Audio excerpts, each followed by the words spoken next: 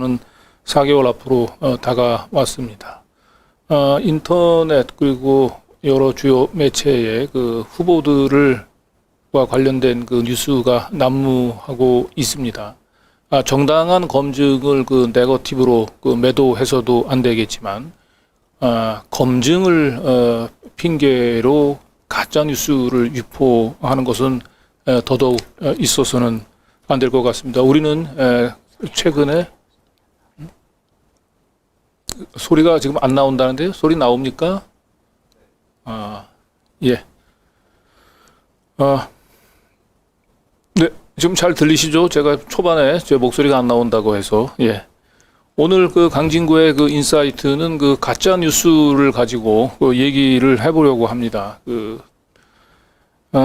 앞으로 이제 4개월 남은 그 대선 공간에 있어서는 그 정당한 검증과 그 다음에 가짜 뉴스의 구분이 그 어느 때보다 굉장히 중요해졌습니다. 후보 본인의 노력뿐만 아니고 우리 시민들이 가짜 뉴스와 정당한 검증을 구분하려고 하는 노력들이 굉장히 중요해졌습니다. 최근에 그 이재명 그 후보 배우자의 그 낙상 사고를 둘러싼 터무니없는 그 가짜 뉴스가 한 일주일간 저희 대선 전국을 요동친 적이 있습니다. 물론 가짜 뉴스로 드러나긴 했습니다만 다시 한번 우리 그 언론의 그 민낯을 되돌아보게 하는 사건이었던 것 같습니다.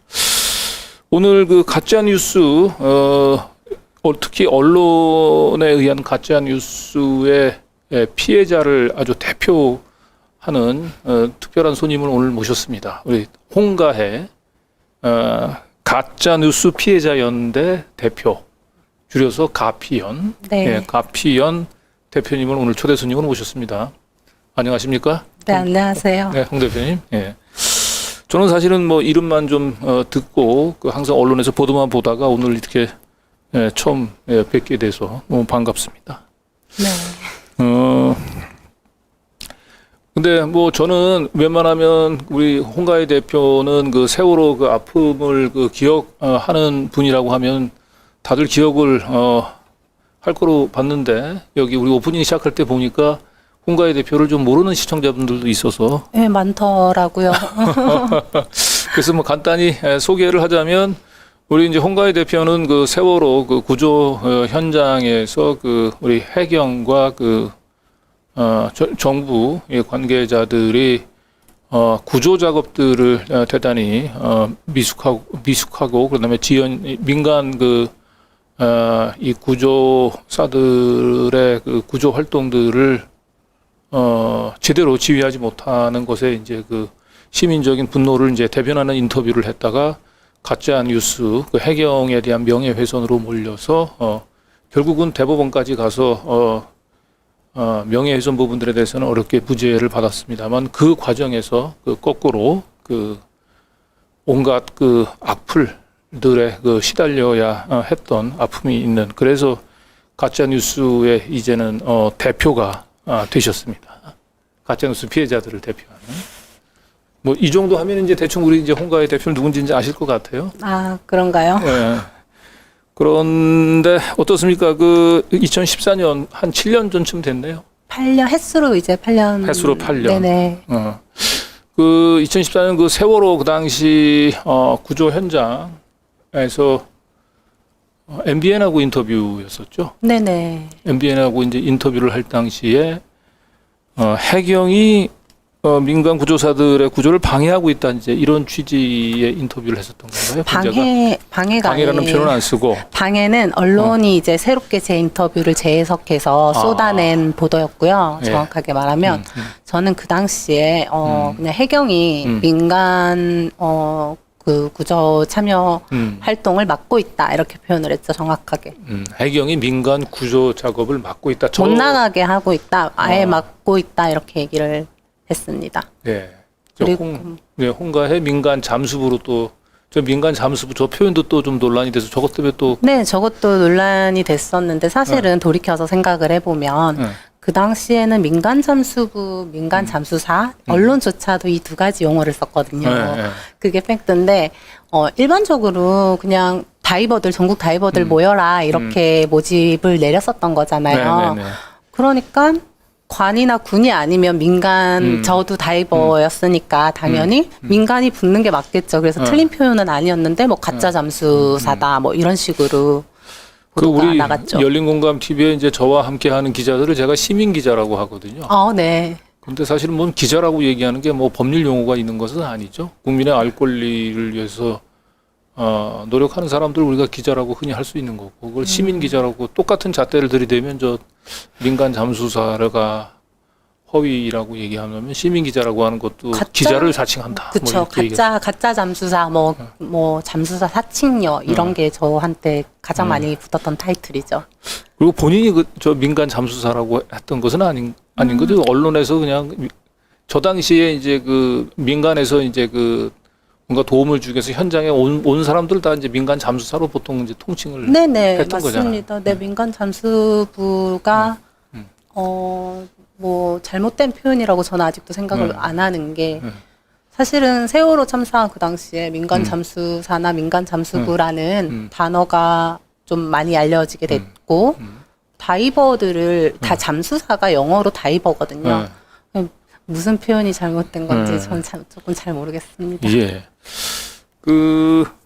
저 당시에 그 MBN하고 이제 인터뷰를 할 당시에 그 답답한 그 심정이었었죠. 네네. 예. 그러니까 대부분 이제 시청자분들에게 현장, 그러니까 구조 현장은 이제 그 생중계가 되지 않았었고, 그래서 나름대로 우리의 뭐 군이든 우리의 해경이든 적절하게 구조를 잘 하고 있을 거라고 기대를 했었는데 현장에 가보니까 그렇지 전혀 그 기대했던 거하고 상황이 달랐던 전혀 거잖아요. 달랐죠. 전혀 아무것도 안 되고 있었고 당시 인터뷰가 저는 거짓말이 아니었습니다.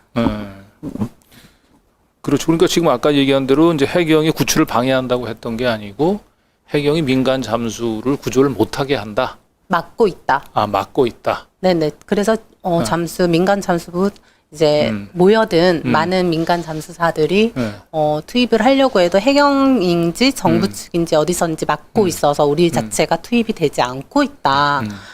그런데 그 당시에는 사실 뭐 550여 명의 민관군 잠수사들이 협력해서 지상 최대 구조 활동이 이루어지고 있다라고 생방송으로 계속 정부 쪽에 그런 이제 보도 자료라고 해야 되나요? 그런 입장들만 계속해서 이제 나가는 상황이었던 거죠. 그러니까 민간 구조사의 구조를 막고 있다, 못하게 하고 있다라고 하는 거는 제가 보기엔 뭐 팩트 자체가 객관적인 상황에 정확히 부합을 하는 것 같은데. 근데 아무래도 그게 명예훼손죄이긴 하지만 실질적 정치적으로는 그 박근혜 정부에서 숨기고 싶었던 진실을 폭로한 일종의 천기누설죄였던 것 같아요. 실질적으로는. 시선 돌리기, 여론을 조금 이제 저한테 이렇게 아노미 상태였으니까 그런 상태에 이제 제가 폭로를 해버리니까 잘 걸렸다. 너로 인해서 여론을 환기시켜야겠다. 그렇지. 이런 역할 정도였지 않나라고 생각합니다. 저 당시에 이제 저도 돌이켜 보면은 그 당시에 이정현 홍보수석이 그 KBS 쪽에 전화를 걸어가지고 그 해경을 너무 비판하지 마라. 정부에 대한 맞아요. 불신을 너무 조장하는 보도를 하지 말아달라고 직접 그 청와대 홍보수석이 저는 이해가 될 수가 없어요. 그 당시에는 구조 작업이나 이런 것에 대해서 더 정부가 관심을 가지고 실질적으로 그런 구조 활동이 이루어지고 있는지에 대해서 오히려 청와대 쪽이나 위에서는 더 집중해서 하셨어야 됐을 텐데 어떻게 보면 정말로 뭐라 그래야 되지? 그냥 언론 보도에만 반응들에만 네, 되게 치우쳐져 있었던 게 당시 박근혜 정부였지 않나 이렇게 생각합니다. 네. 그래서 그 인터뷰를 할 당시는까지만 해도 내가 어디 경찰이나 이런 데 끌려가서 조사를 받고 더군다나 구속되고 이런 거는 뭐 상상도 못했을 거 아닙니까? 네, 저는 재판을 한 번도 받아본 적이 없던 이제 그냥 일반인이었죠. 그러다 보니까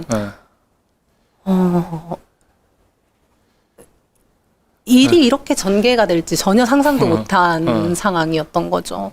그냥 있는 현장의 사실을 알려달라고 해서 MBN 측이 인터뷰를 저한테 요청을 했어요. 그래서 제가 알려주게 된 거죠. 그리고 미리 MBN으로부터 예상 질문지를 이렇게 오늘도 여기에 예상 질문지를 받았듯이 거기에서도 이제 예상 질문지를 받고 10분 정도 진행했던 인터뷰인데 문제가 없었거든요.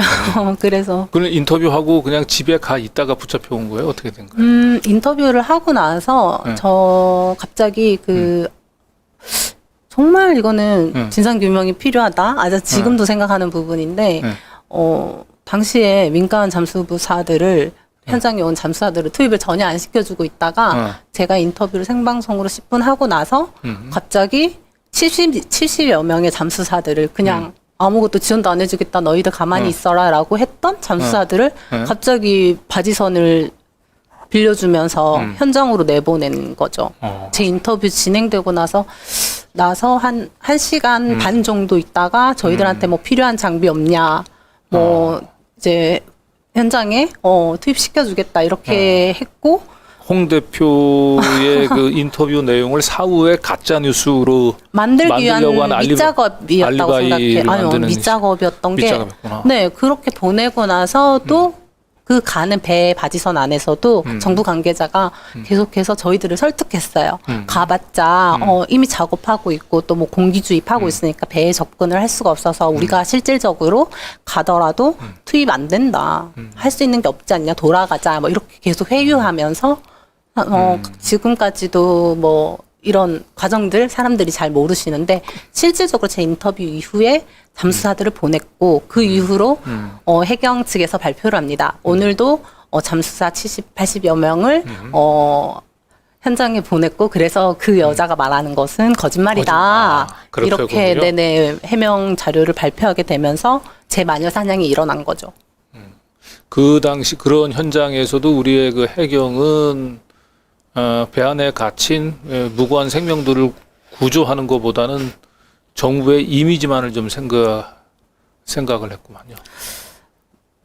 저는 확신하는 게 지금도 너무 사람들에게는 세월호라는 자체가 많이 잊혀졌고 또 이제는 조금 듣기도 힘들어 하시는 분들도 많이 계시고 그 당시에는 제가 뭐 정말 이름 뭐 민간 잠수사로 나왔던 여자 하면 안다거나 뭐 그냥 홍가혜를 기억하시는 분들이 굉장히 많았지만 지금 8년, 7년이 지나면서 제 이름조차도 기억을 못 하시고 이렇게 잊힌 사람이 됐거든요. 아니요. 아니셨어요. 많이 잊힌 사람이 우리 시청자분들 됐어요. 몇 분이 이제 홍가혜가 누구지라고 하는 거에 좀 상처를 받으신 것 같은데. 아니요. 상처라기보다는 당연한 수순이고 그래서 저를 그렇게 가두고 말도 안 되는 항소를 계속하면서 시간 끌기로 저를 피고인석에 세우지 않았을까. 왜냐하면 사람들에게는 가장 각인 효과잖아요. 쟤는 피고인석에 서 있어. 지금 재판 중이야. 결과는 아직 안 나왔어. 그러니까 쟤는 거짓말쟁이야. 이렇게 하면서 저를 사회로부터 격리시킨 거죠. 그러면 현장에서 이제 돌아갔다가 집에 있는데 이제 경찰에서 그 조사받으라고 나오라고 했던 건가요? 그 당시에는 제 핸드폰이요. 완전 그 인터넷에 민간 잠수사들을 좀 모집해달라고 했던 협회 회장님께서 부탁을 하셔서 제가 트위터에다가 제 번호까지도 공개를 해서 모집 활동을 하고 있었거든요. 당시 현장에는 뭐 투입이 안 되고 있었으니까. 그래서 그런 것을 해서 제 핸드폰 번호가 공개가 된 거예요. 그런데 제가 갑자기 마녀사냥을 당하고 해경에서도 반박하고 MBN은 심지어 너무나 빠르게 사과 방송을 내보냅니다. 자기네들이 인터뷰를 그렇게 해놓고. 네네네. 그래서 완전 저만 바보가 된 거죠. 그래서 막 과부하 상태였어요. 전화를 뭔가 핸드폰을 이렇게 누를 수도 없는 상황이었는데 다음날 이제 경찰에게서 문자 온 거를 봤어요. 그랬더니 인터뷰 하신 내용에 관련해서 조사할 것이 있다. 이렇게 연락 좀 달라. 이렇게 그냥 정말 심플하게 문자가 와 있어서 통화를 했고 그러면 월요일에 출석하겠다. 출석 약속을 잡았습니다. 그때까지는 뭐 내가 구속될 거라고 하는 그렇죠. 꿈에도 생각 그런데 참 이상하게 전개가 됐던 게 월요일날 출석 약속을 분명히 수사관이랑 했는데 경찰발 뉴스 단독 보도로 홍가의 핸드폰 끈 채 잠적. 벌써 흘렸구나. 박지가. 네, 그런 식으로 완전 도망력. 거기에다가 연예인 정동남 씨까지 합세해가지고 그 여자랑 얘기를 좀 해보려고 했더니 도망가더라, 뒤로 빠지더라. 이런 모든 그 사람들이 저에 대한 마녀 사냥을 시작했죠. 세월호 현장의 그 무능한 그 해경에 대한 분노를 홍가혜 씨의 그로 시선을 가짜 뉴스를 퍼뜨린, 그래서 힘들게 구조 작업을 하고 있는 해경을 무고한 홍가혜 개인에 대한 이제 분노로 돌리려고 하셨던 나름대로 잘 짜진 시나리오가 있었나요? 그러니까. 네, 잘 짜여진 시나리오 각본 속에 저는 여배우였다고 생각합니다. 네. 그래서 어쨌든 힘들게 그 기소까지 됐고 이제 무죄를 대법원에서 받았습니다만 4년, 그까지 한 4년 6개월 정도가 걸렸어요. 네, 대법원 판결까지는 4년 6개월이지만 그 이후에도 이제 저를 이제 제가 구속되는데 가장 일조한 사람이죠. 김용호 기자라고 가로세로 연구소의 멤버이기도 하고 조국 그 전 장관 에 대한 그 여배우 그 가짜 뉴스도 퍼뜨린 장본인인 그 김용호 기자가 저에 대해서 허위 사실로 허언증 환자다. 쟤는 티아라 화형 사촌 사칭했던 애고 뭐 심지어 뭐 쟤는 영화 배우 하려고 저 인터뷰를 하러 갔다. 자기가 맞지 않은 듯이 그러면서 캐스팅 디렉터라고 하는 뭐 그런 사람들이 있나 봐요. 그런 디렉터에게 야한 시나리오를 받았다. 이런 식으로 막 허위 사실을 이제 막 했죠. 그러다 보니까 사람들은 와, 진짜 나쁜 년이네. 이렇게 되는 거죠. 그렇군요. 유명해지려고 인터뷰한 거구나. 이렇게 저한테 프레임을 씌우고 뭐 이렇게. 그러니까 이제 벌써 그 8년 전, 횟수로 8년 전이니까 이제 나이가 이제 자연스럽게 뭐 공개가 돼서 저도 축소가 되긴 합니다만 어쨌든 20대 한 초중반? 그때가 20대 중반이었죠. 20대 중반. 네네. 그러니까 20대 중반의 나이에 경찰에서 오고 온갖 문자가 쏟아지고 거기다가 나는 전혀 영문도 모르는 그런 나를 상대로 본인을 상대로 한 가짜 뉴스가 쏟아지고 제가 인터뷰를 하고 나서 3,500여 건의 기사가 쏟아졌더라고요. 그게 과연 사생활 보도만 3,500여 건이 쏟아졌는데 그 한두 건만 나도 사실은 이제 저도 그 사업을 이제 1년 전부터 하고 있는데요. 한두 건만 기사가 잘못 나더라도 엄청난 일반인들에게는 치명타? 그런데 3,500건의 기사니까 무슨 아이돌 데뷔 기사도 아니고. 근데 그 당시 검찰에 이제 기소되고 난 뒤에 그 또 24시간 CCTV로 그 감시를 받는 독방에 수감이 됐다고 그러던데.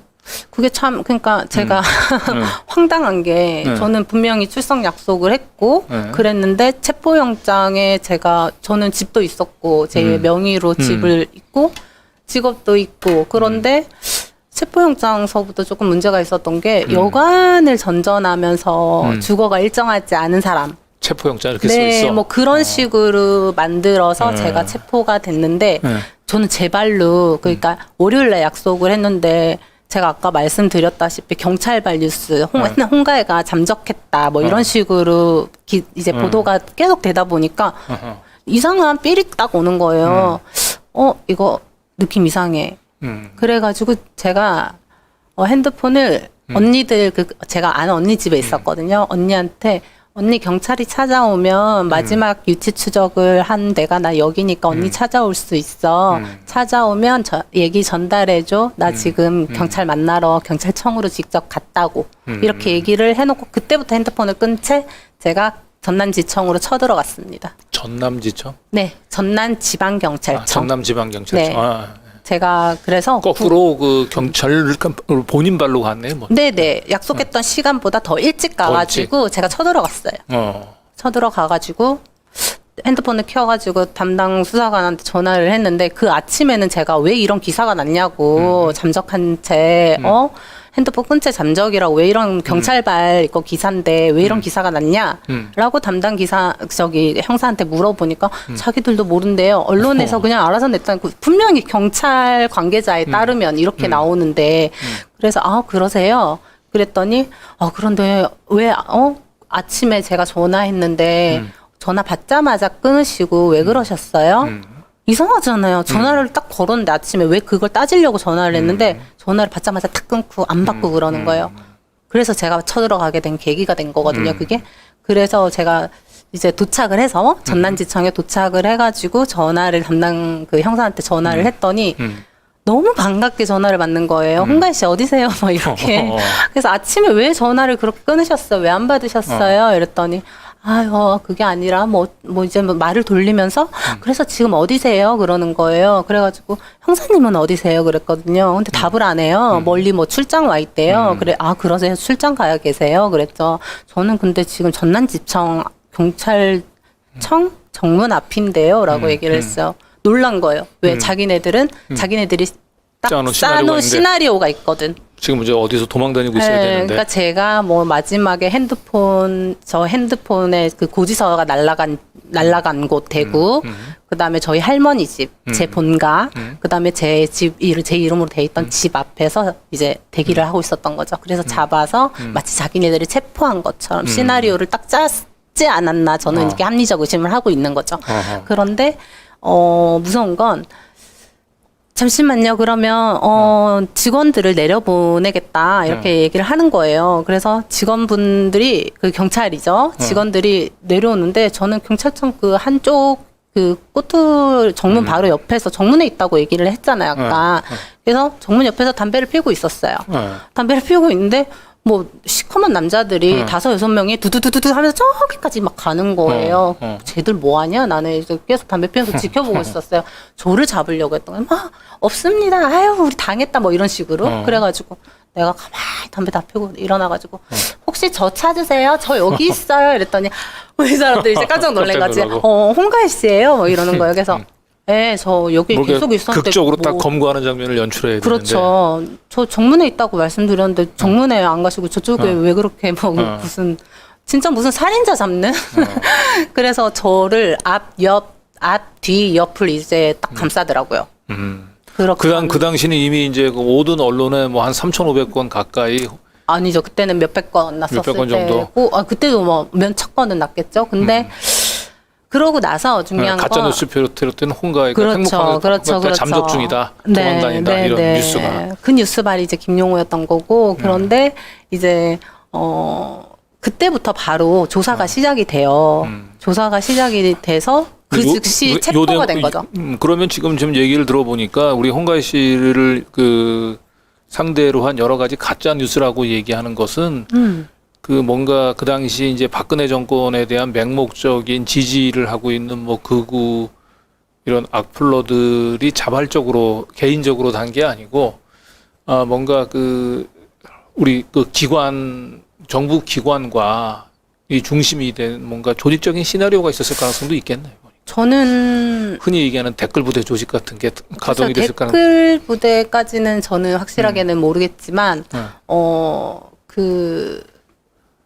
너무 석연치가 않은 것이 제가 MBC랑 과거 동일본 대지진 인터뷰했던 내용들도 그렇고 뭔가 미리 다 이렇게 탁탁탁탁 준비되어 있어가지고 국민들 그 여론에 기름을 붓는 그런 거를 한 건데 그거는 이제 저는 김용호 기자라고는 할 수는 없네. 지금 기자가 아니니까 김용호 유튜버 김용호 씨가 선두로 나섰다면 경찰과 검찰은 그걸 받아쓰기 하면서 체포영장에까지 구속영장에까지도 심지어 검찰까지도 홍가희는 과거에 이렇게 많은 문제를 일으킨 전력이 있는 사람이다 이런 식의 프레임을 씌워가지고 저를 교도소에 집어넣게 되는 거죠. 최근에 우리 이재명 후보자의 이제 배우자 낙상서 사고를 이상하게 입에 차마 담기 힘든 악성 루머를 만들어가지고 쫙 퍼뜨렸던 사건이 있었잖아요, 최근에. 그 사건을 보면서 남의 일 같지 않았겠네요. 네, 당연하죠. 그런 것뿐만 아니라 때때로 이제 가짜 뉴스들의 형태라고 해야 되나요? 제가 당했던 그 방식 그대로 나오는 것들을 보면 트라우마가 도진다고 해야 되나? 네, 하나도 별로 달라진 게 없다. 하나도 달라진 거 없다의 감정보다 엄청 복잡한 심정이 들어요. 제가 당했으니까 저의 일도 물론 결부시켜서는 안 되겠지만 그때마다 잠도 좀 잘 못 이루는 편이고 제 기사가 아니라고 하더라도 가짜뉴스에 대한 것들 그 방식들이 여전히 똑같거든요. 그런데 여전히 사람들은 속는다는 거.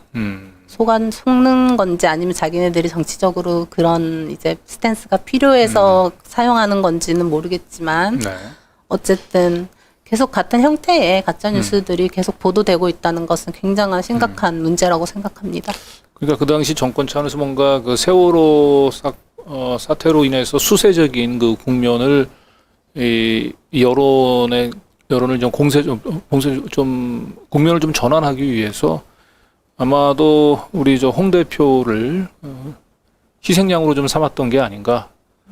좌표를 찍어주고 공격하게. 그렇죠. 그래서 실질적으로 그 지금 뭐 보수 세력이라고 하나요? 네. 그런 누가 보수인지는 모르겠는데 네. 하여튼 그런 보수 쪽의 단체라거나 그런 쪽에서 엄청난 그 엄벌에 처해달라는 민원, 탄원서들이 이제 체포하라고 그런 뭐 국민신문고에 통해서 엄청난 민원을 넣었다고.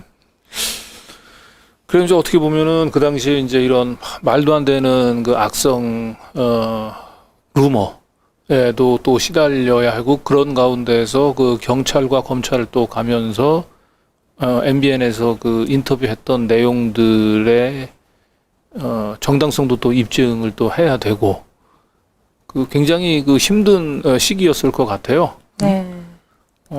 그래서 그 4년 6개월 최종적으로 무죄를 받아내는 그 4년 6개월까지 그 20살 20대 그 나이에 지금 뭐 50대 60대 된 뭐 저 같은 사람들도 그런 상황이면 굉장히 견디기 힘들었을 텐데 그런 상황에서 어떻게 그 본인을 굳건히 세울 수 저는 있었던 안 거예요? 굳건했어요. 단 한 번도. 안 굳건했어요?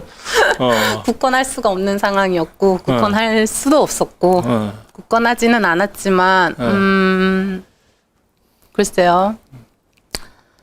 할머니께서 저를 좀 이게 그래도 참 모르겠어요. 저희 할머니, 제가 할머니 손에서 이제 자랐거든요. pit덩이 때부터.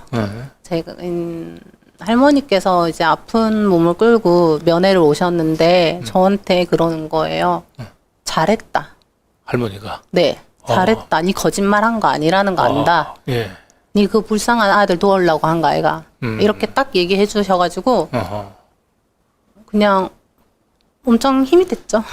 그 할머니 한마디가. 네네. 지금 이렇게 옆에서 바로 들어도 뭔가 이렇게, 그 당시 그 어떤 느낌이었을까 저도 뭐.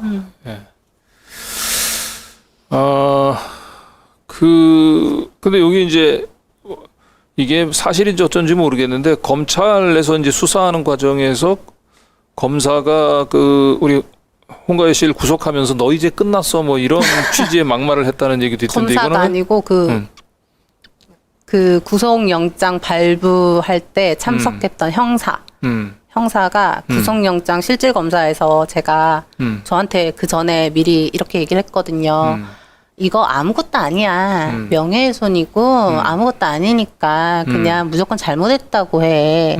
잘못했다고 하면 죄송하다고 하면 아무 일 없을 것처럼 지나갈 거다 이렇게 얘기를 했는데 이제 제가 구속영장 그 실질검사라고 하죠. 거기에서 저는 거짓말을 하지 않았어요.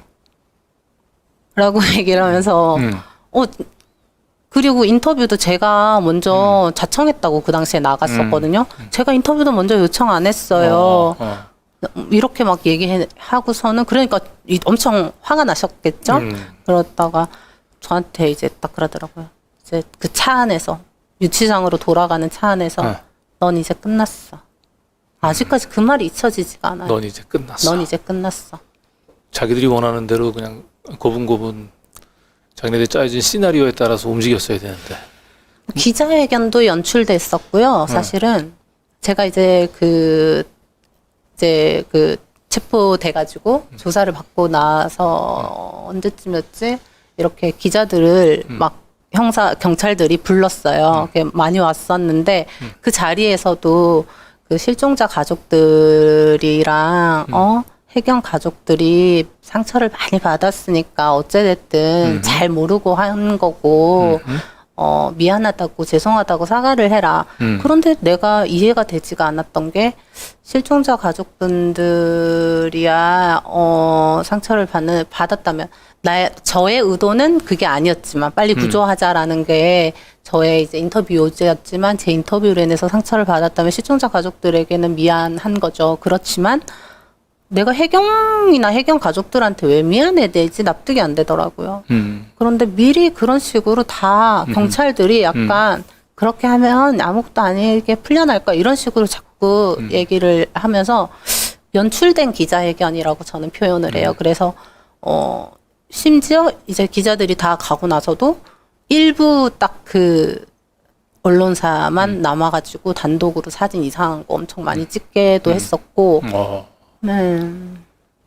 그건 굉장히 진짜 있을 수 없는. 그래서 저는 여러 가지. 그 당시에 카메라가 총처럼 느껴지더라고요. 그냥 타닥 쏘는데 100여 명의 그 기자들이 그 경찰 그 안에 왔는데 타닥 이렇게 샷 그거 하는 게 굉장히 총처럼 느껴져가지고 사실 카메라 공포증이 그 이후로부터도 엄청 많이 있었어요. 어쨌든 힘들게 구속되고 뭐 CCTV로 24시간 감시를 받고 이제 그런 과정을 거쳐서 1심에서 어렵게 이제 무죄가 선고가 됐잖아요. 네네. 네.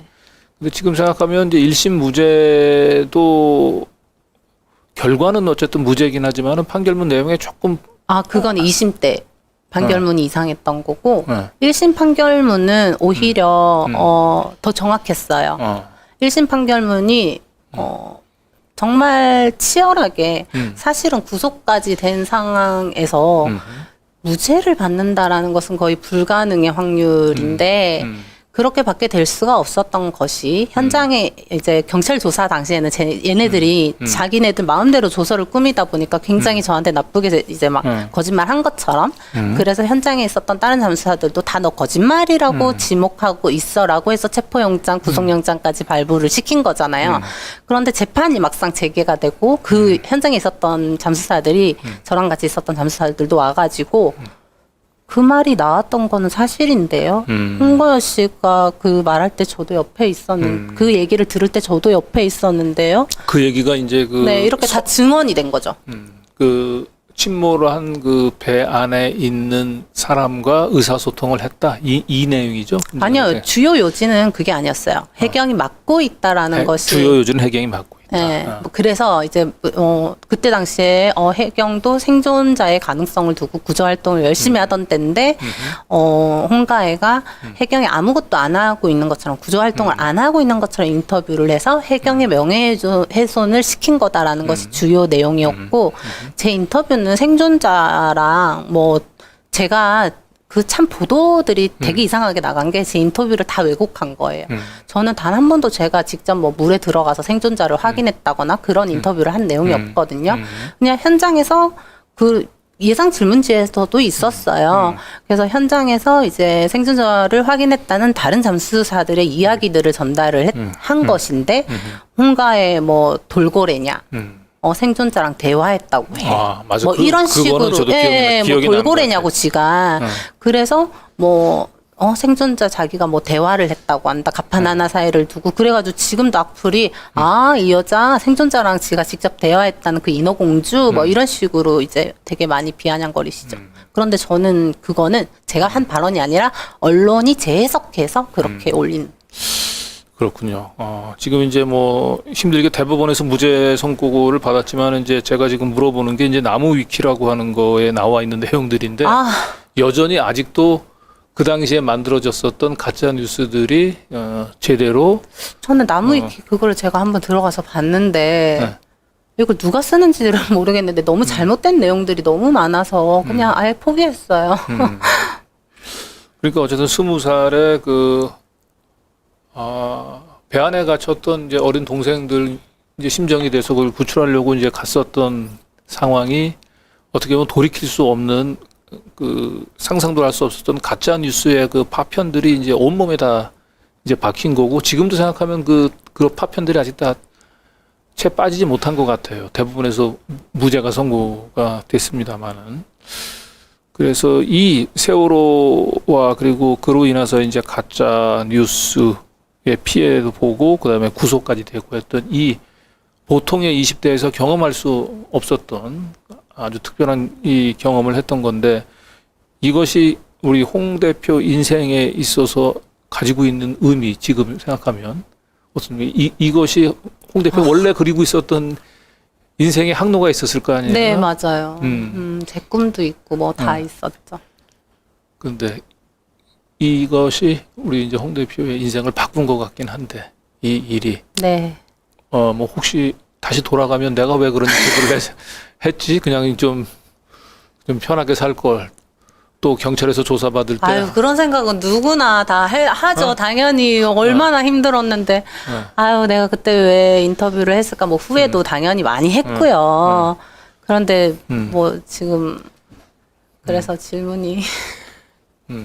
그래서 다시 돌아가도 역시 그런 인터뷰가 있으면 내가 현장에서 봤던 내용들을 하겠냐는 질문이시죠. 예. 근데 그렇게 물어보시는 것보다 사실 질문을 조금 바꿔주셨으면 해요. 어떻게? 예. 이렇게 될 줄 알고도 다시 가서 그 시절로 돌아간다면 또 하겠느냐라고 말해주시면 훨씬 더 명확할 것 같아요. 그럼 이렇게 될 줄 알고도 다시 돌아간다면 하겠느냐. 질문을 바꿔보시는 건 어떨까요? 그럴까요? 네. 이미 한번 경험했었지만 다시 그런 상황이 발생을 했고 이로 인해서 내가 이미 경험했었던 그 끔찍한 그걸 다시 감수해야 된다라고 하는 거를 알고도 그렇게 진실을 얘기할 수 있는 카메라 앞에서 할 수 있을까요? 네, 당연히 다시 돌아가도 할 겁니다.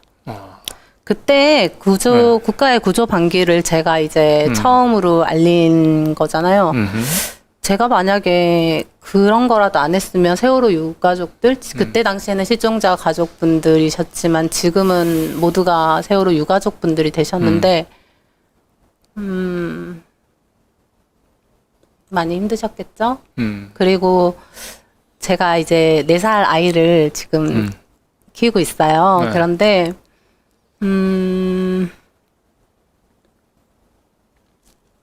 제가 그 당시에 현장을 다 확인하고 봐놓고, 그때 제가 아무것도 하지 않았으면 되게 부끄러운 엄마였을 것 같아요. 그래서 돌이켜서 생각해보면, 제가 그때 26살이었거든요.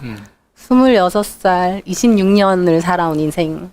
그때 보면, 26년간 살아오면서 제일 가장 정의로웠고, 당당했던 날이었다라고 기억하고 있어요. 그렇군요. 네. 정반대에 저는 이제 20대 그 인생도제가 한번 그 경험을 한 적이 있었거든요. 법정에서. 아우, 진짜요? 그 다이쉘이라고 일본 전범 기업이 있었는데 그 전범 기업에서 해고 대신 그 사장님이 있었는데 그분이 밑에서 격리 그 사원으로 일하던 20대는 아니고 거기는 이제 30대 여성이구나. 그 30대 여성이 결국은 이 해고 노동자를 살릴 수도 있고 죽일 수도 있는 그런 중에서 결국은 제가 볼 때는 위중을 했어요. 너무 명백한. 그리고 그것 때문에 이제 다시 직장으로 돌아갈 수 없었는데 제가 똑같이 물어봤거든요. 오늘 했었던 얘기. 잔인하시네요. 나중에 너무 잔인하신데. 나중에 엄마가 돼서도 지금의 오늘의 이 얘기를 자식 하는 거 부끄럽지 않겠냐라고 하는 얘기를 했었는데 그분은 거기에 대해서 아무런 답변을 하지 않고 가더라고요. 저는 이해가 돼요. 완전 이해가 돼요. 저 같은 경우는 그래도 아직 이제 인생을 살아온 날보다 살아갈 날이 더 많이 남았다고 생각하기 때문에 나의 가장 청춘이었던 가장 빛났어야 했던 날들을 고생하고 고난에 빠졌지만 그럼에도 불구하고 이제 앞으로 살아갈 날들이 더 많은데 그런 살아갈 날들 앞에 내가 내 인생을 앞뒤재지 않고 이렇게 당당하고 정의롭게 할 수 있을까라는 것에 대해서는 저도 약간은 불확실해요. 왜냐하면 아이도 있고. 그렇지만 이게 그때의 제가 그때의 제 행위 자체가 저희 아이에게 물려줄 가장 큰 유산이고 또 빚일 것 같습니다. 네. 멋지십니다. 아니. 제가 가장 좋아하는 시민은 이 용기를 가진 시민. 그리고 대법원에서 이제 최종적으로 그 무죄 그 판결을 받고 근데 그 사이에 악플러들 그다음에 모든 언론들로부터 받았던 그 가짜 뉴스로 인한 이제 몸속에 박힌 파편이 그거로 다 빠지지는 않았단 말이에요. 네. 근데 그 가짜 뉴스를 양산했던 수많은 언론들 가운데서 유일하게 스포츠 서울 측에서만 자사 홈페이지로 그 본인 자사 보도가 악의적인 보도였고 오보였다라고 하는 걸 인정하고 사과를 했잖아요. 예. 예. 그때 느낌은 어떻습니까? 그때 사실은 그게 많이 이제 알려지지 않은 부분인데요. 이거는 네. 그것도 재판 과정의 조정의 결과 중에 하나였어요. 아, 조정의 결과였습니까? 네, 알아서 해준 거는 아니시고 절대 그럴 언론은 없더라고요. 아. 조정이었는데 그래도 스포츠 서울은 되게 이제 좀 진정성 있게 사과를 하셨고 제가 조정에 응한 케이스들은 거의 없거든요. 그런데 스포츠 서울 같은 경우는 조금 태도가 달랐어요. 그렇기도 하고 또 이제 사과문을 아마 지금 그 사과문을 기억하시고 계시는 분들은 정말 이렇게 세세한 사과문은 처음 보는 거야. 아. 이렇게 다들 언론인조차도 사실 그렇게 말씀하시더라고요. 와, 사과문이 되게 구체적이다. 조정 권고를 받은 거긴 하지만 그래도 네네네. 사과문의 진정성은 느껴졌다. 그 사과문을요, 자기네들이 1차적으로는 썼지만, 제가 이러이러한 내용들 세세하게 넣어주세요라고 요청했어요. 그러지 않으면 조정에 응하지 않겠습니다. 그래서 사과문 말미에는 홍갈 씨와 홍갈 씨 가족들뿐만 아니라 세월호 참사의 이제 그 유가족분들 이런 이제 가십성 보도를 통해 가지고 재난 준칙 보도를 어기한 기자의 윤리 위반에 대해서도 사과를 하면서 국민들에게도 잘못된 보도로 혼란을 드리고 제대로 알 권리를 못 제공하지 못한 점에 대해서도 사과를 해달라 이렇게 제가 요청했어요. 그랬더니 그래도 안 할 수 있는 부분인데 어떻게 보면 그래도 또 이렇게 하시더라고요. 그렇군요. 예. 네. 그 언론 매체의 그 사과 보도가 사실은 쉽지 않은 건데 최근에 그 이재명 후보 그 부인 이제 김혜경 씨와 관련해서 그 까만 옷을 입은 그 이 비서를 이제 그 부인으로 이재명 후보의 이제 부인으로 오보를 냈던 언론이 있잖아요. 근데 그 오보에 대해서 이제 사과를 했거든요. 혹시 그 사과문 보셨어요? 못 봤어요. 못 봤는데 네. 언론의 사과문은 그냥 네. 면피용 같아요.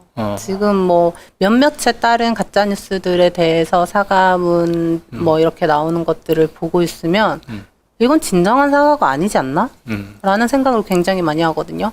사과는 육하원 원칙에 의해서 자기네들이 무슨 행위를 했고 어떤 기사를 썼고 그로 인해서 끼친 손해는 어떠하고 사실은 이러하고 정확하게 그 사과는 누구를 향하는지에 대한 것들이 들어가야 하는데 뭐 없잖아요. 그냥 자기네들 마음대로 정정보도. 아니죠. 거기는 이제 저렇게 얘기를 했죠. 이제 오보에 대해서는 사과를 했다라고 이제 앞에 얘기를 했습니다만은 왜 진작에 저게 비서가 부인이 아니고 비서라고 하는 사실을 왜 진작에 확인을 해주지 않았냐. 우리가 그렇게 많이 물어봤는데 이런 식으로 그 오보에 대한 그 책임을 이제 민주당 그다음에 선거 캠프 쪽에 돌리는 이제 그런 내용들이 사실은 붙어서 어머 정말요?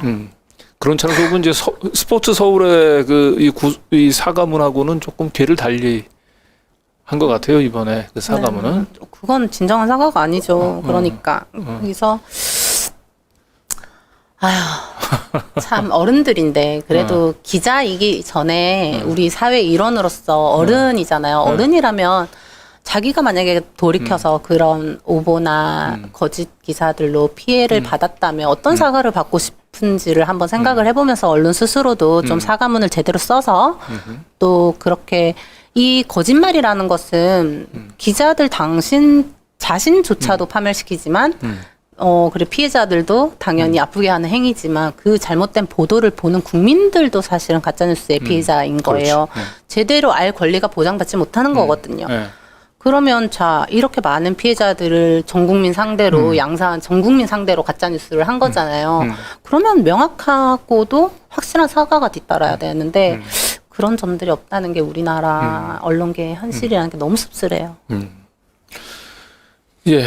그래서 이제 그 대법원에서 그 무죄를 선고를 받았지만은 이제 그 과정에서 무수한 이제 악플러 가짜 뉴스들을 보면서 어떻게 보면 이제 홍가혜 씨가 이제 그 가짜 뉴스들하고의 이제 그 이 전쟁을 선언을 한 거고 그게 주요한 이제 인생의 항로가 돼버렸어요. 그러게요. 그리고 1차로 보면 이제 그 당시 인터넷에서 그 익명의 그 댓글들 굉장히 이제 그 말도 안 되는 여러 가지 뭐 성적 수치심을 자극하는 그런 댓글들을 썼던 네티즌들 한 500명 정도를 아니요. 최종적으로는 1,800명 고소했습니다. 1,800명을 고소했군요. 네. 1,800명 고소했고 그중에 몇 명이 그럼 기소가 된? 구속된 사례도 있고요. 구속도 됐었어요? 네. 몇 명? 구속도 2명인가 됐죠. 그리고 그런데 다른 범죄랑도 연관이 돼 있어서 예를 들어서 뭐 보이스피싱 이제 범죄랑도 연관이 돼 있는 데다가 예, 제가 또 이제 고소장을 그럼 순수하게 이제 그 명예훼손 가짜 뉴스 때문에 구속된 사람은 없어요. 없고. 네네. 다른 범죄에 연루가 돼 있어서 이렇게 된 거지. 되게 가벼운 처벌들로 다들 이뤄져 나갔죠. 그게 그렇구나. 이제 대검찰청이 그때 당시에 이제 하명을 내렸죠. 고소 남용자라면서 고소 남발자 홍가에 합의금 장사하는 식으로 이제 이렇게 뭔가 합의금이나 이런 돈을 목적으로 한 고소에 대해서는 고소한 사람을 처벌하겠다. 홍가해법을 그래서 거기에다가 홍가해법을 붙이는 거야. 그래서 홍가해법을 붙였어요. 그렇죠. 맞아. 그러니까 저는 그때 당시 무슨 생각을 지금도 아니, 생각해도 이런 악플러로부터 그 홍가해와 같은 그런 그 불행한 사태를 막기 위해서 그죠 그런 피해자를 막기 위해서 홍가해 방지법, 홍가해 방지법 맞아요. 홍가해 방지법. 홍가해 그렇겠지. 방지법으로 진짜. 홍가해. 진짜 그거는 정말 고소 남발이라는 그 말 자체는 저 이제 인권위에 이제 인권위에서 인권 침해라는 또 결정이 내려지기도 했어요. 사실 검찰이 인권 침해를 했다 온가에 이렇게 지침이 내려졌지만 뭐 어떤 그런 조치조차 없잖아요. 인권위가 무슨 뭐 그런데 사실상 이렇게 이거 자기네들이 만든 법을 최진실 사태 때 자기네들이 만든 법을 이거 뒤엎는 거잖아요. 그때 당시에는 네티즌들 고소를 해야 된다 이렇게 만들어서 모욕죄가 만들어진 건데 그러면 저는 그랬어요. 모욕죄 폐지하는 거 찬성이다. 제발 폐지하고 대신에 피해자들을 어떻게 구제해야 할 건지 검찰이 내놔라. 그랬는데 완전한 이제 협박처럼 느껴졌어요. 저는 검찰에 찍히면 이렇게 된다. 네, 협박이었죠. 저한테 공개적으로 한 협박이었다고 생각을 하였는데 이게 조금 문제가 좀 있어요. 사실 이 과정에는 이렇게 그 대검찰청에서 그렇게 고소 남용자로 홍가혜랑 몇 명을 이렇게 지목을 했잖아요. 그런데 그 지명한 그 대검찰청의 검사가 저를 잡아가둔 검사예요. 혹시 검사 이름? 안상동 검사라고. 안상동? 안상돈. 안상돈. 네, 이름이 잊을 수가 없네요. 안상돈이라는 검사인데 그 검사가 그 세월호 특별수사팀의 그 지휘를 했던 세월호 첨사, 뭐 세월호 유가족분들이나 실종자 가족들에게 이제 상처를 주는 뭐 악플이나 이런 유언 비어들을 엄정하겠다라고 이렇게 세월호 특별수사팀이 초기에 꾸려졌는데 그거를 지휘한 검사고요. 그리고 여기에 그 세월호 특별수사팀의 정진웅이라거나 뭐 이런 이성윤 이런 검사들도 들어가 있죠. 아, 다 유명한 분이나요? 이성윤은? 그러게요. 유명한 사람들이 어떻게 제 사건에 다 연결이 돼 있어요. 정진웅. 그러니까 참 이상한 거예요. 이게 어떻게 그리고 실종자 가족들한테 상처 주는 악플이나 이런 것들 그런 것들을 엄정 대응하겠다 뭐 이렇게 꾸려진 수사팀이 특수부가 꾸려져서 제일 처음으로 구속시킨 게 홍가혜였던 거죠. 이게 전문 고발로 그다음에 이제 고발꾼 이제 이런 식으로 그 대검에서 명명을 했다라고 하는 게 보니까 또 연상이 되는 게 있어요. 최근에 이제 고발 사주 네. 문건에 네네네. 보면은 결국은 그 제보자 X 그 채널 A의 그 강압적인 그 기자 취재를 폭로했었던 공익 제보했었던 제보자 X를 대검에서 만든 고발 문건에 보면 여권의 사주를 받은 전문 고발러로 이제 묘사를 한 부분이 있어요. 그리고 이제 그거를 이제 이제 그 신문에 이제 실게 하고 했는데 대검의 습성은 달라진 게 하나도 없는 것 같네요. 네. 똑같은 것 같아요. 그러니까 아까 전에도 제가 말씀드렸지만 이게 어떻게 수법이 하나도 안 바뀌고 8년, 7년이나 지났는데 그러니까 그런 사례들을 보면 저는 단순히 언론 뭐 가짜뉴스 피해자라고 보기 어렵고 단순히 악플 피해자라고도 보기가 어려운 게 이 모든 것이 다 합작품이었거든요. 합작된 거라서 그래서 이 사건을 보면 또 이게 떠오르고 저 사건을 보면 저렇게 떠오르고 이렇게 되는 거죠. 그런데 아니 자기네들이 무슨 사실상 좀 곰곰이 기자님께서도 생각해 보셔도 어떻게 홍가해법을 만들어요? 자기네들이 국회의원이에요, 뭐예요? 이거는 완벽한 정치 검찰인 거를 인정하는 셈 아니에요, 사실은? 검사들이 늘상 하는 게 공익의 대변자라고 얘기를 하지만 결과적으로는 조직 이익의 대변자, 정권 이익의 맞아요. 대변자 노릇을 하고 했었던 거죠. 예. 그걸 우리 정치 검사라고 하는 거고. 그래서 이제 그 어쨌든 악플러들하고의 전쟁과 동시에 이제 그 가짜 뉴스를 유포했던 언론 기관하고도 전쟁을 선포를 했었고 다 가장 이겼어요. 예. 다 이겼는데 지금은 새로운 이제 그 전쟁이 시작된 거죠. 가세연의 김용호하고 가세현 김용호뿐만이 아니라 제가 사실은 최근에 김용호를 고소를 한 거는 명예훼손뿐만이 아니라 그 모해위증죄라는 법정에 나와서 거짓말한 것들을 이제 고소한 건데 사실은 이게 되게 오래된 사건이고 중간에 제가 이거를 변호사님도 이제 진행을 하려고 했었지만 아유 이쯤에서 그냥 그만하자라고 얘기를 했었던 부분이에요. 그런데 최근에 이제 왜냐하면 그 당시 이제 제가 세계일보 그리고 뭐 세계일보 산하 스포츠월드 그 소속의 연예부 부장으로 연예부 팀장인가 부장으로 김용호가 있었던 거거든요. 그러니까 그렇게 3명을 묶어가지고 제가 이제 민사를 걸었어요. 근데 지네들이 패소하니까 이유는 모르겠는데 김용호가 퇴사를 하게 된 거죠. 그래서 스포츠월드에서 네네네. 그래서 저는 이제 다시는 펜대로 누구를 이렇게 기자라는 타이틀을 걸고 누구를 이렇게 가짜 뭐 이렇게 저처럼 만들지는 않겠다 최소한 그렇게 생각을 해서 변호사님 모해이승죄 그거는요 그냥 냅두세요. 충분한 저는 그렇게 생각하죠. 이제 김용호가 그래도 충분한 형벌을 받았다. 이 정도면 됐다. 이제 다시 기자질 못할 거니까. 그렇게 생각을 했는데 기자를 그만두고 나서 유튜버를 활동하면서 더 많은 피해자들이 양산되는 것을 보면서 스포츠월드에서 나와가지고 가세연으로 들어간 거군요. 네네네. 그러면서 자기 채널도 만들고 엄청난 이제 그 피해자들을 양산하는 모습을 보면서 제가 제2, 제3의 이제 홍가혜가 막 나오고 양산이 되고 있죠. 네네. 그래서 공개적으로 막 제2, 3 정말 많은 피해자들이 양산이 되면서 내가 그때 정말 제대로 단죄하지 못한 거. 그게 모해 위중으로 그때 완전히 그렇게 하지 뿌리 뽑았어야 되는데 예. 그런 것들이 정말 후회가 돼요. 그 부분은. 괴물 만드는데 어떻게 보면은 방조한 거 아닌가 이런 그 죄책감이 너무 많이 들더라고요. 그 공소시효가 다 지났나요? 공소시효 안 지났습니다. 모해증죄는. 그래서 공소시효가 남아 있는 것을 확인하고 제가 이제 그 고소에 최근에 들어서 이제 변호사님 고소 진행하시죠? 라고 이제 새롭게 마음을 먹었던 거고요. 이제 계속해서 같은 피해자들이 양선되는 모습들을 보면서. 그런데 이제 최근에 또 명예훼손도 있었는 게, 우연히 알게 된 사실이었어요. 우연히. 이것도 김용호 씨가 만들어낸 가짜뉴스인가요? 네네. 네. 예전에 했던 그 시나리오 그대로 저를 또 하나의 각본을 시나리오를 짜놓고 제 재판의 판을 바꾸려고 한 거죠.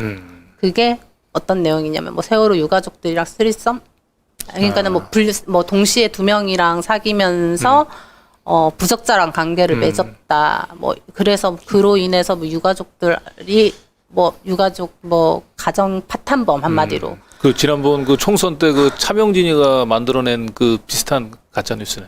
아우 그러니까 얘네들의 참 그 범위가 되게 어쩜 그렇게 그래서 그거를 제가 되게 믿을 만한 사람으로부터 얘기를 듣게 된 거예요. 그 사람이 공공연하게 여러 번 수차례 그렇게 얘기를 각본을 짜고 주변에다가 하고 다닌 얘기를 어떻게 그러니까는 사실 저랑은 별로 감정도 안 좋은 사람이고 근데 우연히 통화하게 된 내용이 이제 계기가 있어서 통화를 하다가 혹시 그러면 김용호 기자가 최근에 저에 대해서 뭐 얘기하거나 새롭게 뭐 그런 거 있으면 얘기 좀 해주세요. 이렇게 얘기를 했는데 이 사람이 충격을 받는 거예요. 왜냐면 자기가 이때까지 그럼 뭐 너 티아라 화양 사촌 사칭했던 것도 아니야? 이렇게 다 돼버리니까 아니 이때까지 모르셨어요. 그 검색 한 번만 홍가에 해봐도 제가 다 밝혔는데 그래서 제가 언론 다 이겼는데 이렇게 얘기를 하니까 이 사람이 통화를 하다가 충격을 받은 거예요. 김용호가 그럼 말한 게 다 거짓말이라고. 야, 걔가 그렇게까지 최소한의 그래도 기자인데 확인해야 될 내용들을 확인 안 할 줄은 몰랐다는 거죠. 자기도. 그러면서 그러면 혹시 홍가혜 씨 2018년도, 2019년도 이쯤에 제가 들은 얘기가 있는데 혹시 그쯤에 뭐 세월호 유가족 그 분들 중에서 유부남인 분이랑 뭐 동시에 사귀었다거나 뭐 이제 그런 구체적인 그런 적 없어요. 이렇게 얘기를 하는 거예요. 완전 기절을 한 거죠, 제가. 거기서 김용호가 퍼뜨렸던 이제 네, 헛소문을 또 알게 된 근데 거군요. 그 사람은 저희 측 사람이 아니고 그쪽 팀이었어요. 야. 네, 그렇게 해서 이제 모해이중죄를 고소하게 되면서 그거를 추가적으로 같이 해서 고소를 이번에 한 거죠. 그 가세연의 김용호는 거의 스토커네요. 아, 뭐 사람 신체적으로만 따라다니는 것만 스토커가 아니고 평생을 그 우리 그 홍가혜 씨를 상대로 한 그 가짜 뉴스를 만들어내면서 그런데 무서운 게 이제 그거죠. 이거를 퍼뜨려서 뭘 하려고 했느냐. 근데 그 사람이 이제 어떤 계획을 세웠는지를 얘기를 해주더라고요. 이거를 자기가 밝혀서 홍가의 재판에 판이 뒤집힐 거다. 아니 제가 만약에 설령 그랬다고 하더라도 이걸로 김용호 상대로 제가 소송 건 거라든지 제가 그 당시에는 대법원에 계류가 되어 있었거든요. 해경 그 대법원에 있었거든요. 사건이 그 해경 명예훼손 사건이. 그러니까 그러면 둘 중 하나를 뒤집겠다라는 얘기인 거잖아요. 결론적으로는 어떻게 그렇게 여론으로 이렇게 재판 법인 영역까지도 자기가 이렇게 뒤집을 수 있다라고 확신했을까? 그러면 분명히 그 배후에는 뭔가가 있지 않을까? 그러니까 우리 기자의 사명하게 되면은 이제 자유로운 취재를 통해서 국민의 알 권리를 충족하고 건전한 여론을 형성. 이게 이제 헌법이 보장한 언론의 자유와 기자의 책임이거든요. 건전한 여론의 형성인데 우리 가세연의 그 김용호 같은 경우는 여론의 형성이 아니고 여론의 조작을 기자의 사명으로 생각을 그렇죠, 하고 있는 조작. 것 같아요. 그렇죠? 네, 그렇게 해서 자기가 이제 어떤 모르겠어요. 뭐 세간에서는 그 사람이 뭐 이래서 이런다 저래서 저런다 얘기들은 있지만 근데 왜 자꾸 나를 가만히 내가 모해이즘까지도 안 걸고 정말 그냥 착실하게 애기 키우면서 잘 사는 나에게 왜 이렇게까지 할까라는 생각을 되게 많이 했었던 것 같아요. 그리고 가세연의 우리 김용호 동료인 그 김세희라고 있어요. 혹시 알아요? 네, 김세희? MBC 기자죠. 그 기자도 좀 문제가 많아요. 사실 저랑도. 왜냐 그 악플 당시에 고소를 하고 대검찰이 이제 저를 처벌하겠다 이렇게 했을 때 저를 취재한답시고 전화를 한 거예요. 전화를 해서 김세희 씨가 전화가 왔더라고요. 그래서 제가 악플 내용이 뭔지 아시고 제가 그 고소 남발을 하셨다느니 그런 걸로 해서 취재를 하시려고 하시냐 그랬더니 아니 그게 아니라 뭐 지금 이렇게 뭐 돼 있으니까 그냥 MBC 뭐 기자라면서 얘기를 하는 거. 그래서 제가 달린 댓글들을 쭉 읽어줬어요. 어떤 내용들로 고소를 했는지. 그랬더니 그날 오후였나 다음 날이었나 자기 페북에다가 제가 전화하자마자 자기한테 엄청난 폭언을 쏟아냈다고 이런 식으로 선동을 하더라고요. 김세희 하면 이제 거기도 사실 MBC에 있을 때 이제 저도 같은 언론계 이제 후배이기 때문에 이제 가능하면 얘기를 잘 안 하려고 했는데 저도 개인적으로 좀 경험이 있어요. 재밌는 경험이 제가 열린공감 TV에 와서 김건희 씨하고 동거를 했었던 우리 양재택 검사의 이제 그 모친을 제가 인터뷰를 했었거든요. 그러면서 그 인터뷰 찾아갈 때 이제 그 양재택 검사 모친이 원래 유명한 이 점쟁이에요. 그래서 점보러 왔다라고 이제 얘기하면서 들어갔는데 그게 엄청나게 이제 그 취재윤리 위반했다고 우리가 두들겨 맞았어.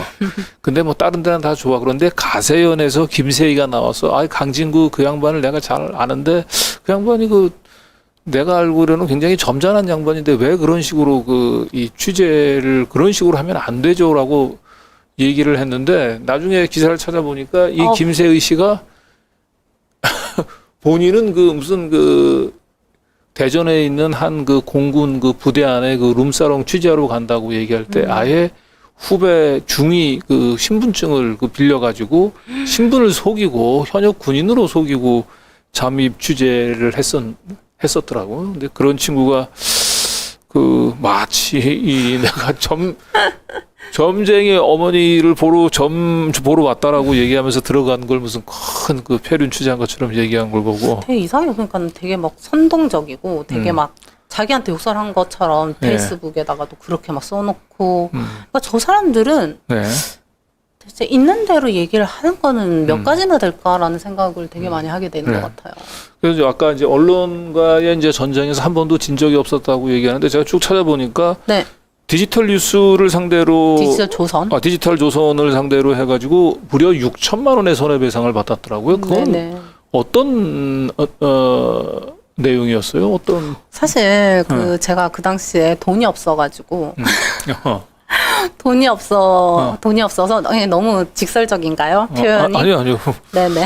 왜냐하면 소송을 하려면 민사소송이라는 것은 결국 진짜 돈으로 시작해서 돈으로 끝나는 것 같아요. 이제 1억을 청구하게 되면 99만 원의 인지송달료부터 그리고 변호사 비용은 또 따로 들겠죠.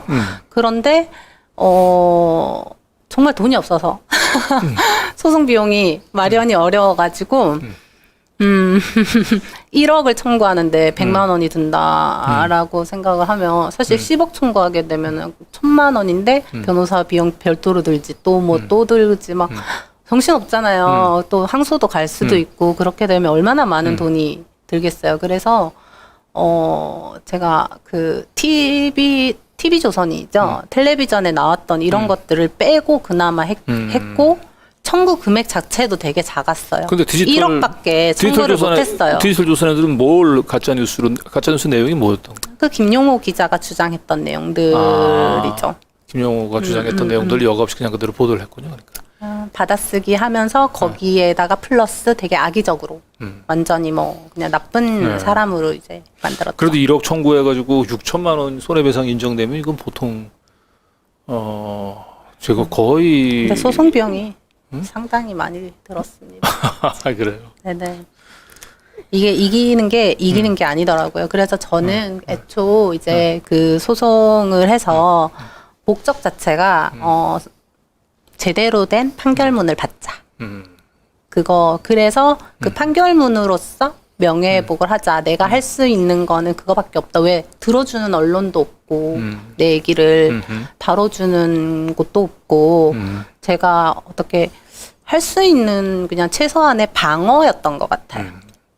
그래도 이제 언론의 그 오보 가짜 뉴스로 인해서 피해를 보시는 사람들이 많이 있습니다만은 언론사를 상대로 해서 이렇게 끈질기게 그 투쟁을 그 하는 그 결심한 그런 시민들이 사실 흔치는 않죠. 예. 그런데 이제 최근에는 이제 그 본인의 그런 그 아픔을 이제 개인적인 아픔으로 그치지 않고 그 언론의 그 가짜 뉴스로 피해를 본 사람들과 이제 연대를 하기 위해서 한 조직을 하나 만들었더라고요. 네. 그게 이제 지난 9월달 만들어졌죠. 가짜 뉴스 피해자 연대. 네네. 예, 그 가피연이죠. 가피연. 네네. 가피연.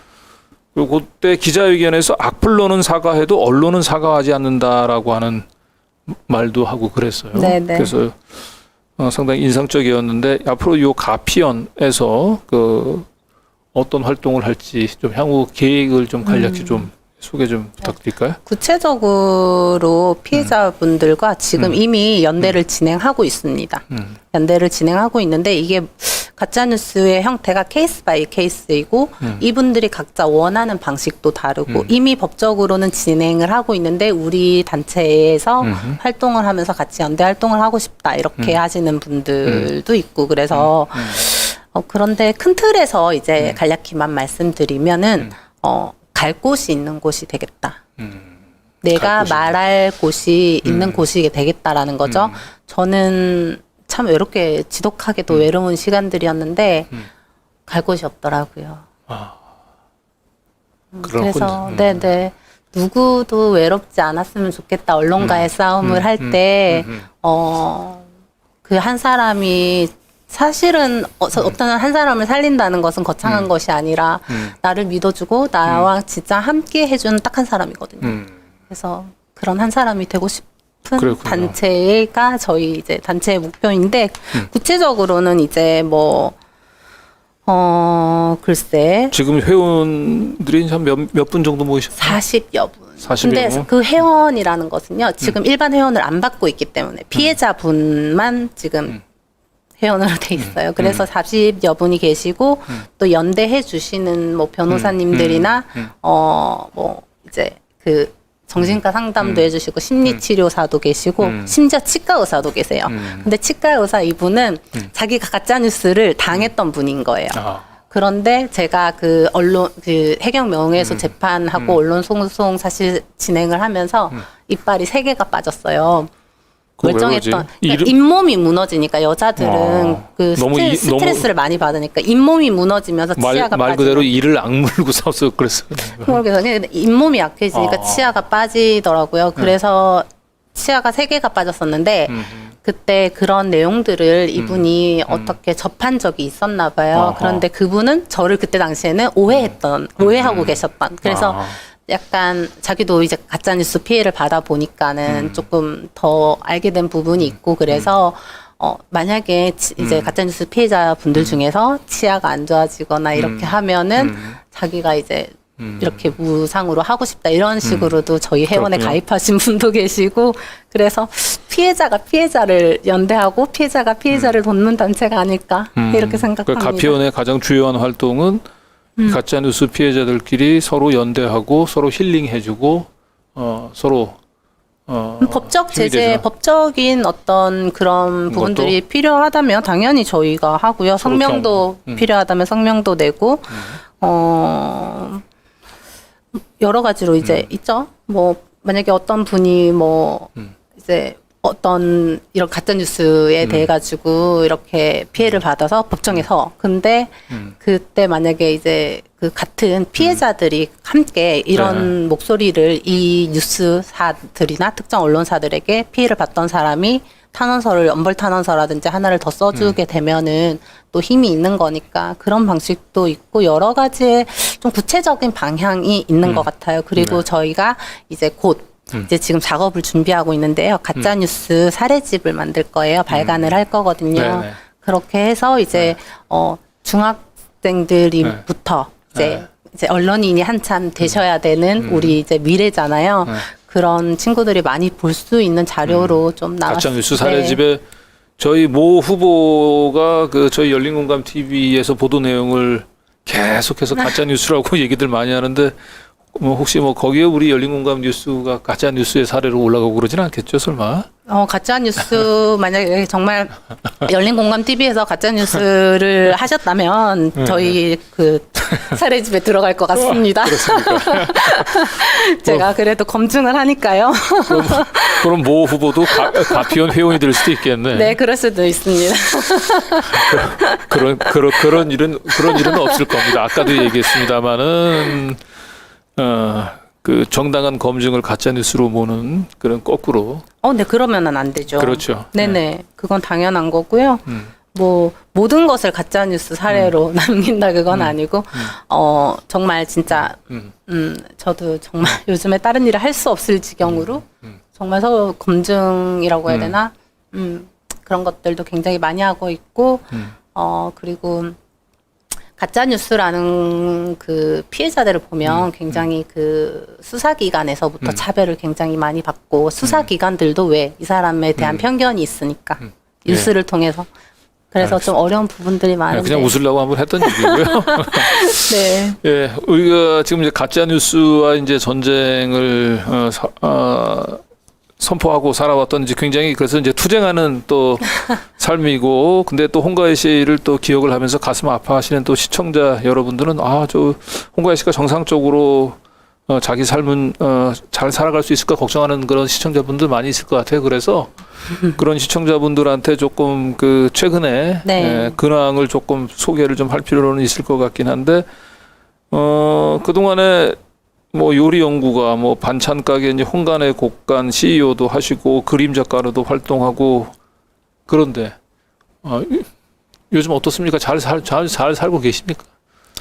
모든 이제 그런 이제 반찬 가게도 사실상 문을 반찬 가게 문을 닫았습니까? 네, 닫아놓고 있는 상황이고요. 아이고 저런. 네, 이게 그런데 이게 참 저도 이제 그 아이가 있기 때문에 어쨌든 이렇게 생계를 생각은 해야 되지만 지금 이제 초기 설립 단계에 있고 또 피해자 분들을 모으는 게 굉장히 중요한 일이기 때문에 다른 사람에게 맡길 수는 없는 일이고 그래서 지금 잠시 좀 좀 쉬고 있고 그리고 작가 활동은요, 그 그림 화가 작가 활동을 했었던 건, 사실 제가, 싱글맘이에요.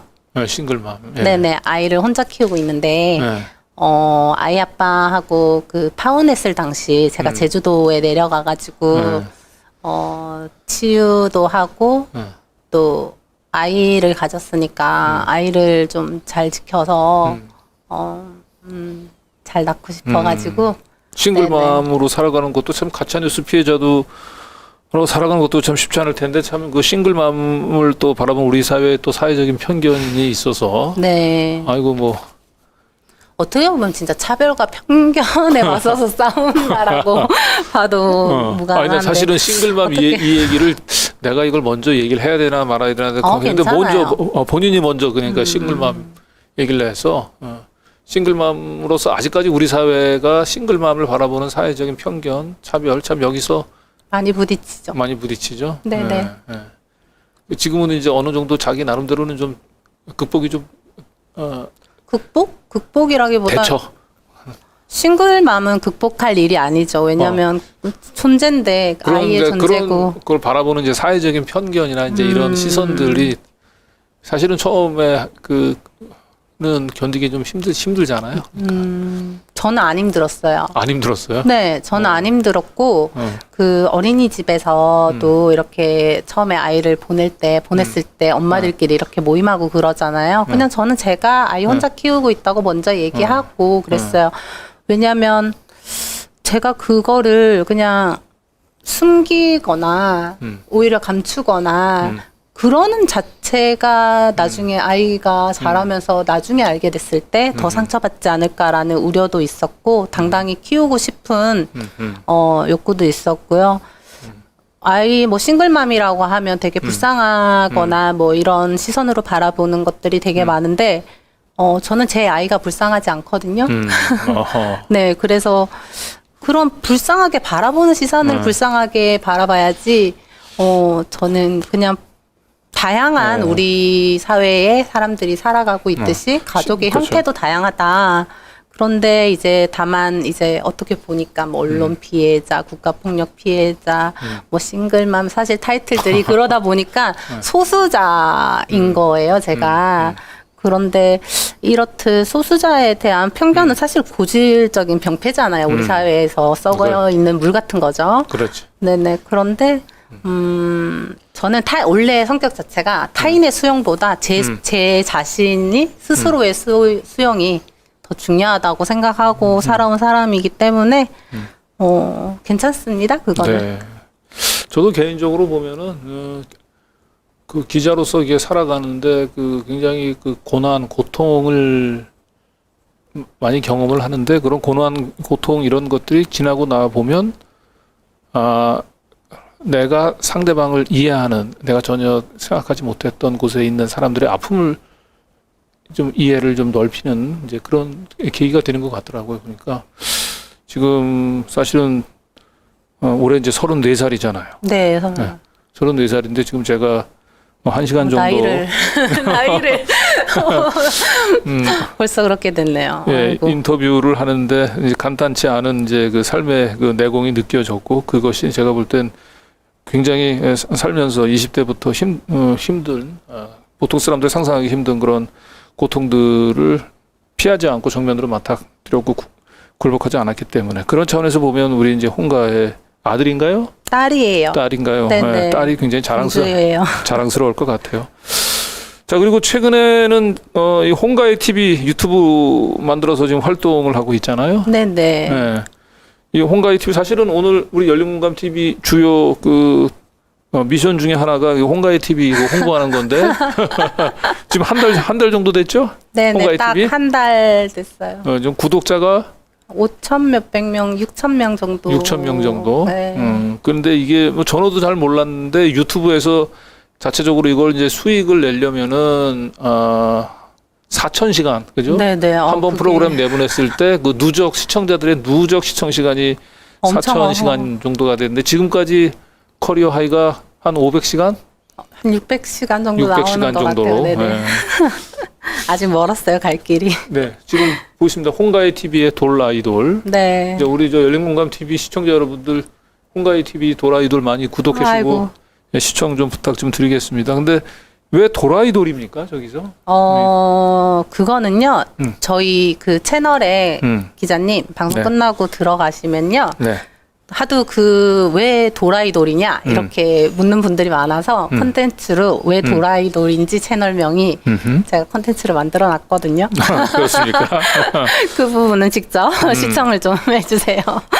그래도 홍가의 TV는 어떤 유튜브다라고 하는 거는 우리 시청자 여러분한테 소개는 좀 해야 될 것 같은데 주 콘텐츠가 뭡니까? 주 콘텐츠는 그냥 보통의 사람들의 이야기. 보통의 네, 사람들의 보통의 사람들의 보통의 이야기. 네, 가짜 뉴스 관련된 것은 아마 거의 없을 듯하고요. 그렇지만 이제 주로 뭐 이제 가짜 뉴스를 당했던 제 이야기들은 들어갈 수 있겠지만요.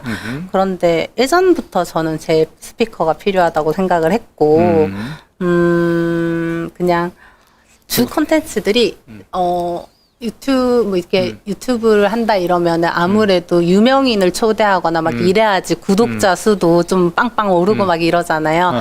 그런데 저는 그런 것보다 조금 잔잔하고 소소하지만 우리 일상에서 좀 많이 이제 만날 수 있는 그냥 흔한 사람들, 보통의 사람들이랑 제가 그런 사람들을 뭐 찾아가서 인터뷰를 하는데 그게 이제 뭐 시사 이야기라든지 이렇게 되는 거죠.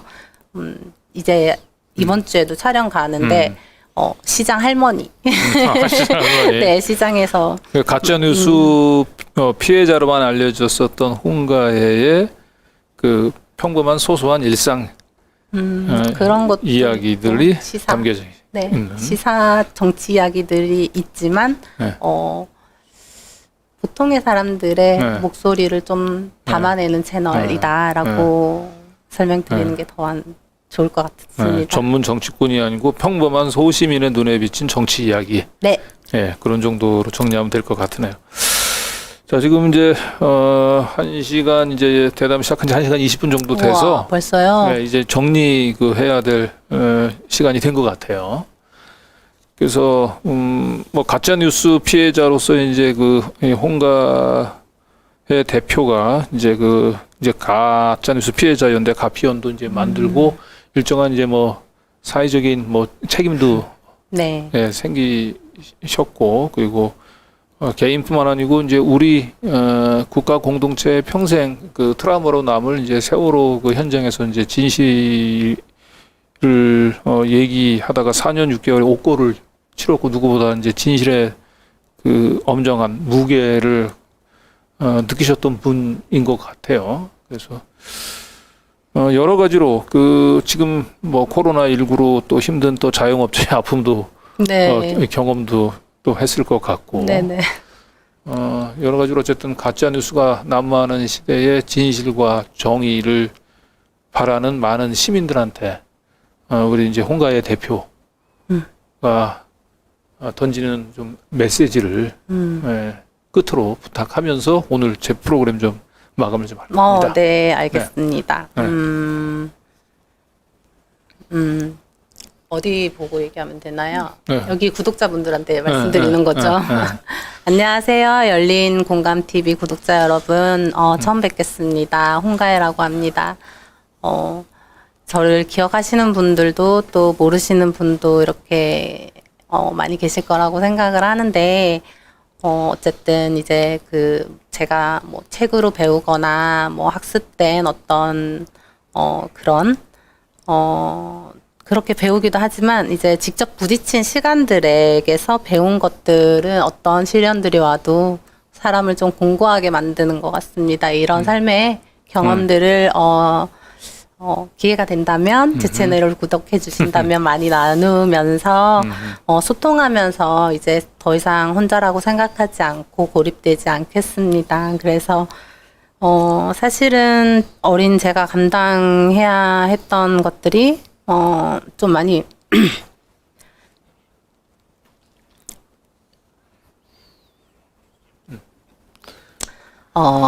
버거웠던 순간들이 많았지만 머물면 고통이고 떠나면 추억이라고 하시더라고요.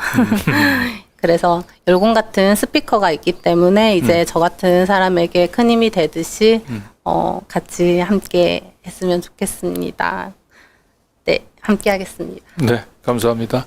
우리 마지막에 우리 홍가의 대표가 본인의 소회를 얘기할 때 잠시 좀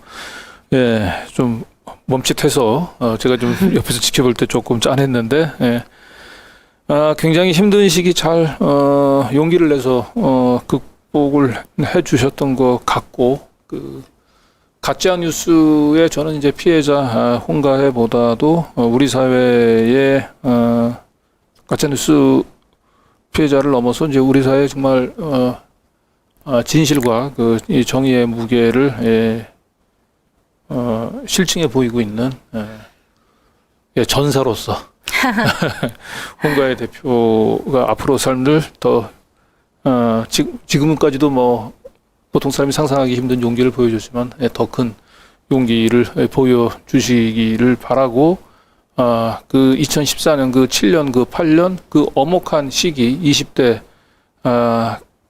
꽃다운 나이에 무수한 이 가짜 뉴스의 파편들을 이겨내고 지금 이렇게 꿋꿋하고 이렇게 씩씩하게 살아가는 모습들은 우리 시청자 여러분들에게 그 자체로 희망의 증거가 아닐까 싶습니다. 남은 4개월 동안 우리 민족의 5년을 결정할 수 있는 대선 앞두고 여러 가지 가짜 뉴스가 난무할 텐데 이런 가짜 뉴스에 푸념, 불만, 짜증만 내지 말고 다 같이 힘을 합쳐서 가짜 뉴스를 우리 사회에서 퇴출하고 진실과 정의를 기초로 우리 사회를 다시 굳건히 세우는 그런 계기가 됐으면 좋겠습니다.